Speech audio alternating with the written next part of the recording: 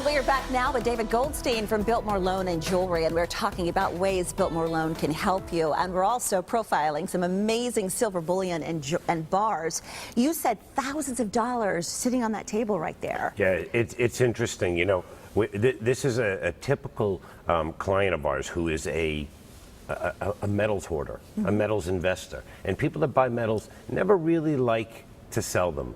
They are just kind of collectors for sort of what we call that rainy day. And that's kind of their investing mentality. So here we had somebody who needed some short-term money. They did not want to sell their silver.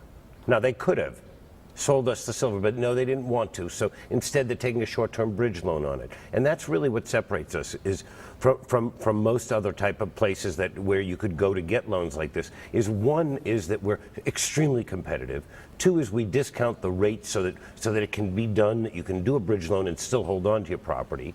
And three, our expertise really gives us a big advantage over the competition, mostly because we can pay the most. We don't use gimmicks or coupons to tell you that we're going to give you more, because if we had to do that, we'd really just be paying you less on a daily basis. And you even say be wary of those folks who come in for those weekend estate sales and hotel lobbies, et cetera, correct? Yeah, you know, we feel so strongly about that. Our discreet environment, our confidential environment, the type of place that we have where there's nothing for sale. It's really a bank, and it's like a new style bank where you come in, you're treated comfortably, and you feel comfortable. That's really what it's about. We don't need to tell you we're going to give you more for commodity if you bring it in. If we're not giving you enough for the commodity when you bring it in on a daily basis, I sort of feel we're not being ethical. Right, and for those, like for this gentleman who owns this silver and bullion here, he just needs to get over the hump. So he will get all of this back, Oh, correct? He'll get all this back, and he will work with it again. And many times people use these